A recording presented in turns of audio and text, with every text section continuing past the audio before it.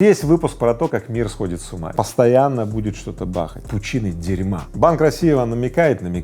Девалютизируйтесь нахрен. У Озона сгорел склад. Это точно был поджог. Конечно, им надо... Кока-кола в России провела ребрендинг. Добрый Коля. Я буду пить иван-чай. Слабые сигналы в поисках ответа через все свои каналы. Но ответов нет, в чем причина, ты не знаешь. Ответы где-то рядом, если в тишине ты слышишь слабые сигналы. Привет! Это итоговый выпуск новостей на канале Игоря Рыбакова. Поехали! И начинаем, как обычно, с новостей из зоопарка. Гостей Челябинского зоопарка поймали при попытке накормить медведя. Посетители зоопарка пришли в зоопарк и стали кормить мишку печеньками. На что служащие зоопарка возмутились и сказали: эй, мы сейчас вызовем Росгвардию и так далее. Запрещено кормить мишку печеньями, потому что мы медведя кормим исправно, рацион хороший и так далее. Все обошлось, Росгвардию так и не вызвали, все нормально. И новость действительно хорошая, ведь мы теперь знаем, что медведя в зоопарке кормят хорошо, рацион у мишки, во, что надо. Напиши, у тебя нормальный рацион, мишка хорошо питается, а ты? Тревожные новости поступали всю эту неделю. Мир как будто бы сошел с ума и окончательно перестал замечать это. Сербия и Косово оказались на грани нового конфликта. Обстановка обострилась из-за того, что Косово решили заменить паспорта и ввести кучу ограничений против сербов, и был такой конфликт. Казалось, вот-вот все начнется, но, слава богу, пока временно обошлось. Китай и США тоже чуть было не оказались на грани конфликта. Спикер Палаты представителей США Нэнси Пелоси прилетела на Тайвань. Все видели, как летел этот самолет и как весь мир наблюдал за этим самолетом. Ведь Китай объявил, что если этот самолет приземлится на Тайване, Китай начнет вводить войска. В общем, Китай посылал всевозможные сигналы Америке, а Америка поступила и на этот раз хитро. Они открестились от визита Пелоси. Ну, сказали, это ее личное дело, и вообще это ее личное решение. Короче, самолет этой женщины приземлился таки на Тайване. Китай сказал: ну все, теперь, ребята, держитесь, объявил блокаду острова и так далее. В общем, Китай поступает традиционно, угрожает, бряцает оружием, но не приступает к большим действиям. И все думали: опять Китай затаился, но нет.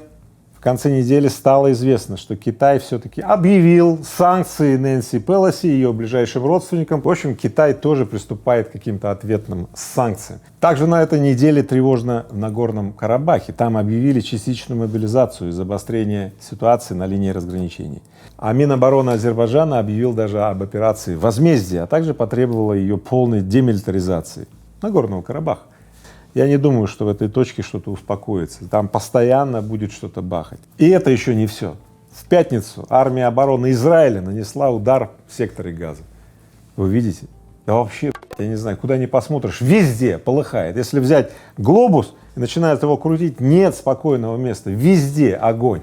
Честно говоря, я уже ни на что не надеюсь. Я перешел давно к интуитивному созерцанию. Я наблюдаю за то, как сошедший с ума мир катится куда-то, и я предчувствую, что мир все-таки найдет способ вырваться из этой пучины дерьма. В конце концов, один мудрец сказал: жизнь все равно победит смерть неизвестным нам образом, и я очень на это надеюсь.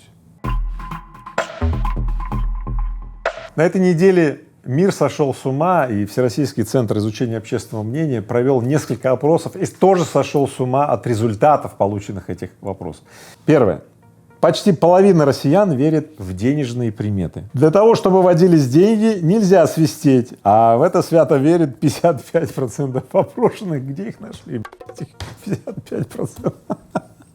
Я тоже тут давеча ездил в такси и что-то начал так насвистывать. Так таксист так обернулся ко мне: не свисти, говорит, у меня денег не будет. Идем дальше. У 32% россиян есть обереги и статуэтки, которые приносят деньги и благополучие. Ну, в это я точно верю. Вот, кстати, видите? Вот это, у кого есть Октодом, кстати, в моем Рыбаков Стор вы можете такой заказать, да, вот в 10 раз повышает благосостояние. Я когда вот такой большой октодом заказал, у меня в 10 тысяч раз повысилось благосостояние, поэтому я верю. Поэтому здесь я с этим вопросом, кстати, согласен. Дальше. Каждый 5-й россиянин не дает в долг, а каждый 10-й хранит одну крупную купюру целый год для привлечения богатства. Верю, потому что вот у меня купюра, да, я постоянно хожу в этой майке, и богатство прибывает, да. Но по поводу каждый 5-й россиянин не дает в долг, слушайте, вот кому я не давал в долг, никто не вернул. Поэтому я сейчас в долг не даю. Не даю, отказываю. Я говорю, могу просто грант дать и забыть. Также ВЦИОМ на этой неделе выпустил еще один опрос, и согласно ему 35% россиян верят, что Солнце вращается вокруг Земли. Джордано Бруно сгорел на костре. Святая инквизиция, величайшая, да, мучила ученых, да, которые открыли, что Земля не стоит на 3 китах и так далее, да, но людям А 12% согласились с тем, что Земля совершает оборот вокруг Солнца за 1 месяц. Вот так. Месячный год.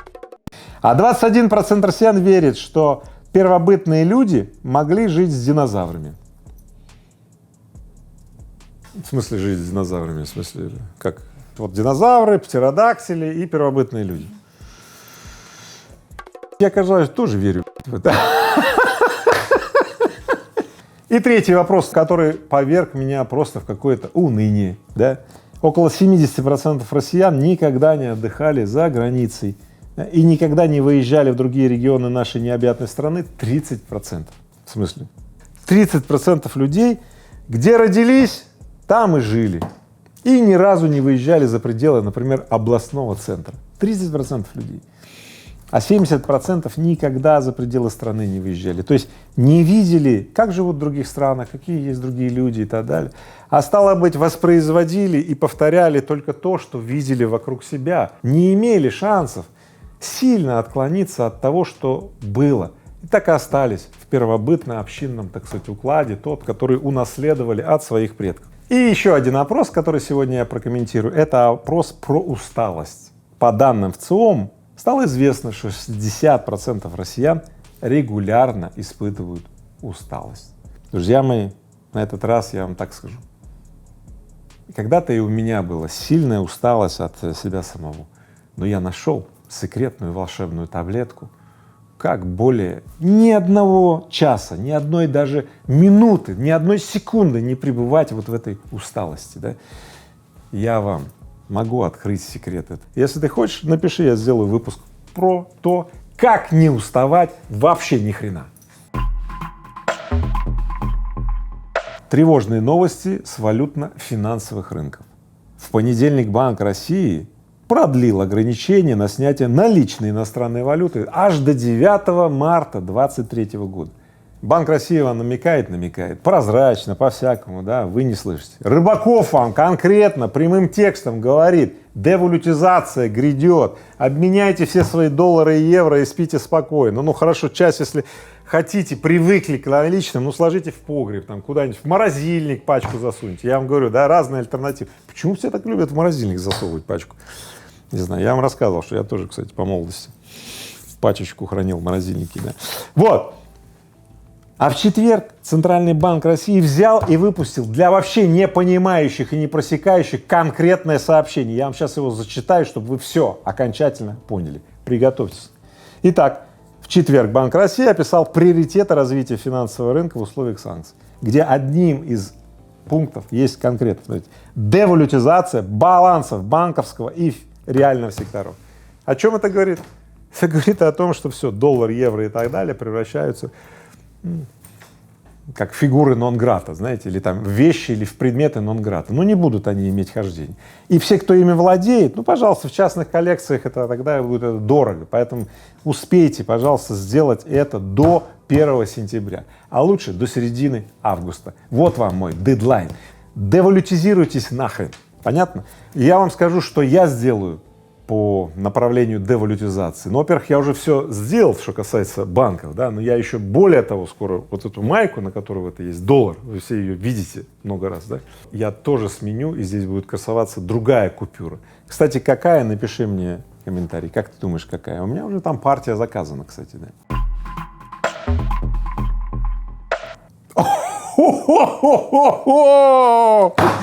Кока-кола в России провела ребрендинг. Теперь это Добрый Кола. Добрый Кола. Добрый Коля. Чё за Добрый Коля? Кока-кола, старая известная Кока-кола, это рождественское вот это вот настроение, так, и теперь это дядя Коля, Добрый Коля. В общем, производитель газировки, вот этот вот, да, фабрика Мултон, это часть вот этой российской Кока-колы, объявила русификацию, блин.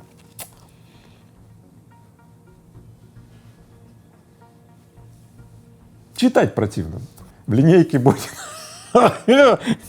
Добрый Коля, незабываемая классика. Добрый Оранж, это бывшая Фанта.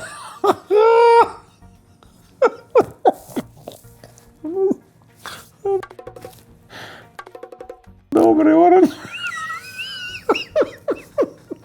Тренд на русификацию пошел, видите, матрешка у меня уже стоит, да? Про Иван-чай я делал выпуск, да? И все-таки вот это переименование колы в название Добрый Коля окончательно делает перевес в сторону Иван-чая. Я буду пить Иван-чай. Поэтому, ребят, напишите мне, какие вы напитки предпочитаете, вот, исходя вот этого из тренда на русификацию. Может быть, квас, может быть, что-то там, кефир, ряженка, да, айран какой-нибудь, да, ну, слушайте, напитков же много. Но Добрый Коля, ну, звучит хорошо, но не подходит, не аутентично. Поэтому Иван-чай, Тархунчик и Байкальчик. Поехали. Музыкальные новости. В Яндекс.Музыке появилась сгенерированная алгоритмами нейромузыка. Да? То есть в основе этой нейромузыки лежат партии, которые были сочтены нейросетью, да, записаны на виртуальных инструментах и вызывает какие-то особые состояния у людей. То есть оргазмируют людей, понимаете? Действительно, я слушал эту музыку, прям вот хочется куда-то бежать, что-то делать. Такой раз тебя приподнимает, ты такой облегчаешься, наливаешься силами, и все дела, которые ты ленился делать, вдруг они у тебя случаются.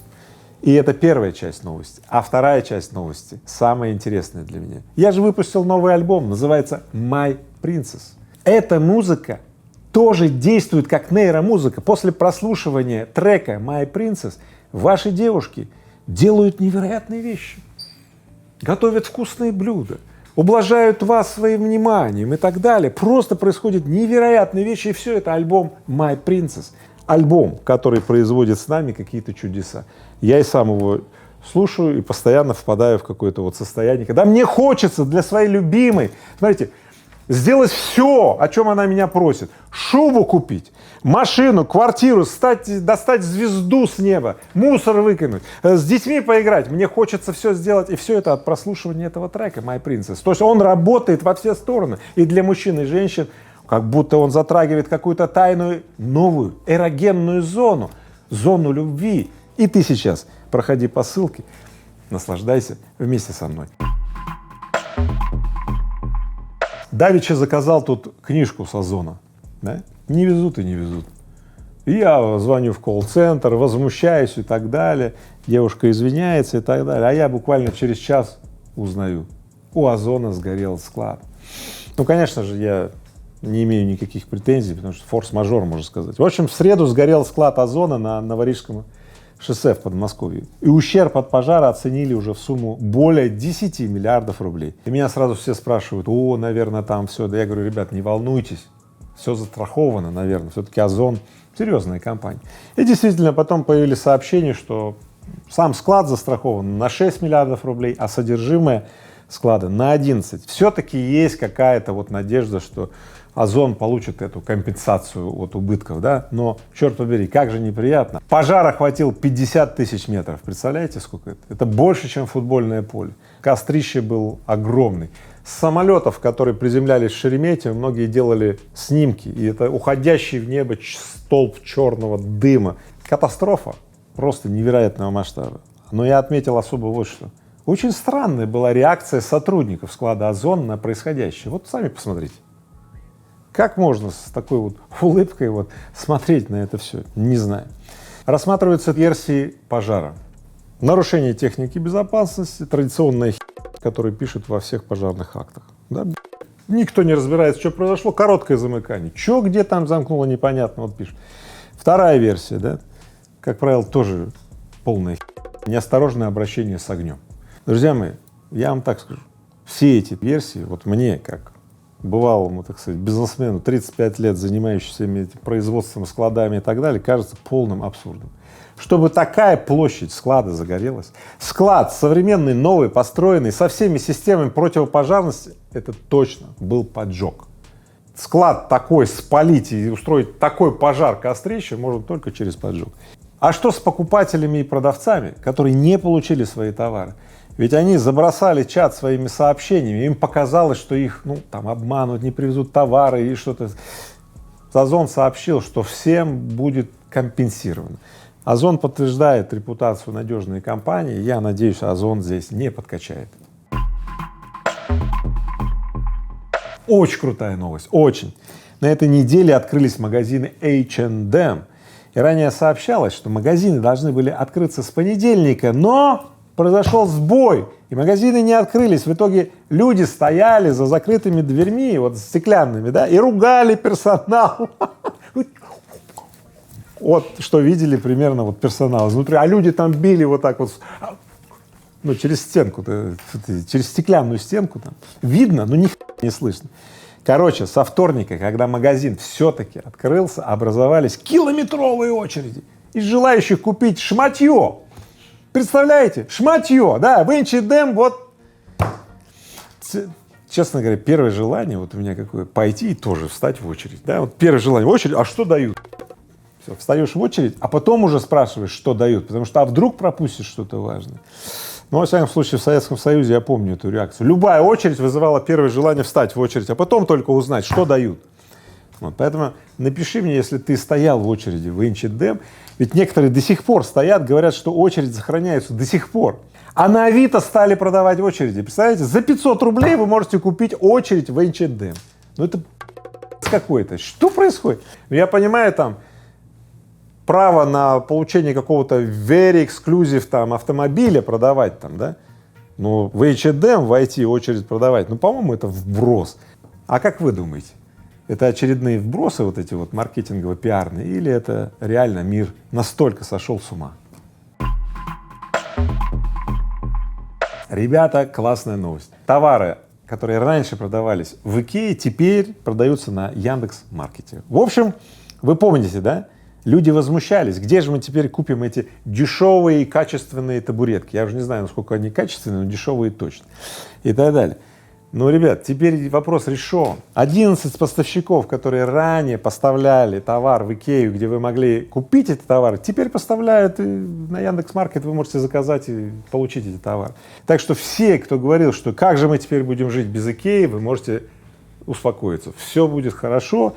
Пусть Икея отдыхает, в конце концов, Икея создала офигенные стандарты вот этого вот сервиса для покупателя. Что стоят только вот эти вот фрикадельки, да, вот как это все. Я думаю, что этот уровень будет недостижим для российского ритейла еще долго, но зато направление это проложено. Поэтому давайте так, похлопаем уходу Икеи из России, потому что сейчас огромное количество игроков в России получат свежее дыхание, новое дыхание, получат возможность себя проявить. Но я так немножко эту вот не очень хорошую новость про уход Икеи превращаю и интерпретирую в хорошую, чтобы вы порадовались. Новость более чем серьезная и может шокировать вас. Американские ученые создали первых в мире зомби-свиней. Команда ученых взяла, да, и после часа, когда констатирована была смерть у свиней, да, подключили специальное устройство, начали гонять им кровь и так далее. И представляете, тело свиньи пришло в движение. Система восстановила электрическую активность в сердцах животных, да, остановила гибель клеток, да, сохраняя при этом целостность мозга, печени и почек. В общем, ребят, на самом деле, хоть и сознание не вернулось к свинюшке, но все тело как будто бы стало живым. И некоторые величайшие ученые уже сказали, что это прорыв науки, и что скоро если так пойдет все дело, да, дойдет до воскрешения людей. А может быть, это как раз тот случай, когда жизнь побеждает смерть теперь уже известным нам способом? Как ты думаешь? Напиши мне комментарий. Сегодня весь выпуск про то, как мир сходит с ума. И вот, пожалуй, самая смешная новость про то, как еще можно сходить с ума. В Москве мужчина пришел в пятерочку, назвался стажером, будьте сейчас внимательны, его без вопросов поставили на кассу, в итоге он сбежал, взяв всю выручку из этой кассы. В общем, этого стажера до сих пор ищут, найти не могут, ибо он представился Сергеем, значит, у него посмотрели водительские права и тут же проводили, в общем-то, за кассу. 32 тысячи рублей ушли вместе с Сергеем. Друзья, у пятерочки отличный слоган: пятерочка выручает. Вот Сергея выручили на 32 тысячи. Ну а которые показывают, значит, вот менеджеры в пятерочке, конечно, им надо сделать занесение в личное дело, потому что, ну, как бы, если люди прочухают, что пятерочка выручает вот таким вот образом, ну, давайте так, что будет тогда? Я думаю, не очень хорошо будет. Менеджеры пятерочки, конечно же, сделают вывод из этого. И я вам хочу сказать, давайте вместе размножать хорошее, и пусть плохому места просто не останется. Я в огне, ум поглотил мой разум. Я в огне, горю в огне. Ты пользуй ум.